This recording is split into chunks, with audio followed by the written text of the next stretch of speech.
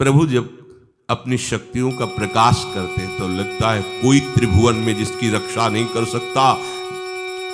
उसकी रक्षा के लिए मां भवानी दुर्गा अपना भयानक रूप धारण करके महिषासुर आदि दैत्यों का मर्दन करती है। प्रभु है उस रूप में, दूसरा नहीं है। उनकी सामर्थ्य कितनी है? दुर्गा कोटि अमित अरिमर्दन। हरि की सामर्थ्य कैसी? अमित दुर्गाओं जैसी। 1 करोड़ अरब नहीं, अमित दुर्गाओं जैसी दुष्टों का मर्दन करने की सामर्थ्य। अमित था नहीं कि कितनी सामर्थ्य है। एक दुर्गा रूप में जब हरि प्रकाशित होते हैं तो त्रिभुवन में कोई सामने खड़ा होने वाला नहीं होता। मां भवानी जिस समय अपने स्वरूप में आती, किसी की ताकत नहीं है।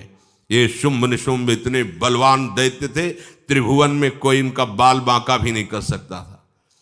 स्मरण किया समस्त देवताओं ने तो भगवान से ही शक्ति का प्रादुर्भाव हुआ।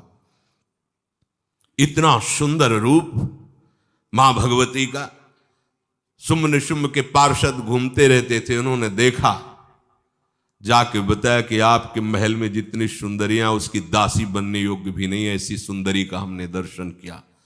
बोले मेरा जाके परिचय बताओ। बोले ऐसा नहीं लगता कि आपके परिचय बताने से केवल आ जाएंगी। तो उनका अगर ऐसा नहीं तो केश कर्षण निर्धूता गौरवा मां गरिष्यति। उसके गौरव को धूल में मिलाते हुए बाल पकड़कर घसीट कर हमारे पास लाओ। मार्कंडेय पुराण।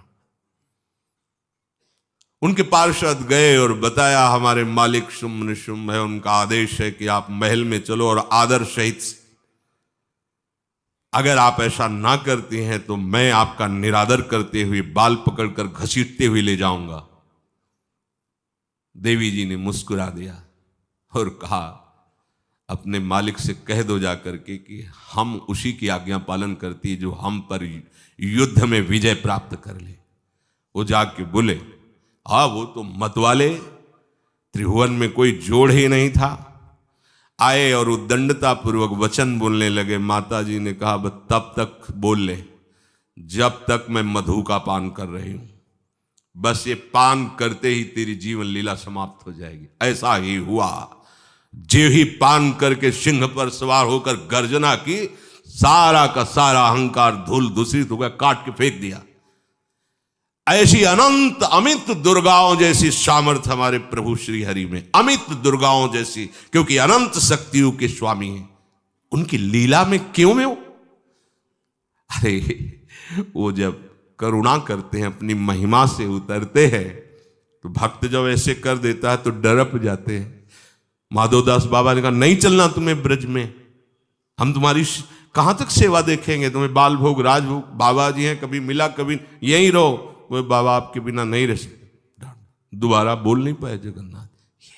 ये सुन करके हृदय बलिहार होता है। ओ ऐसे सामर्थ्यशाली प्रभु अपने भक्त के प्रेम प्रणय पर भी कितना डरते हैं।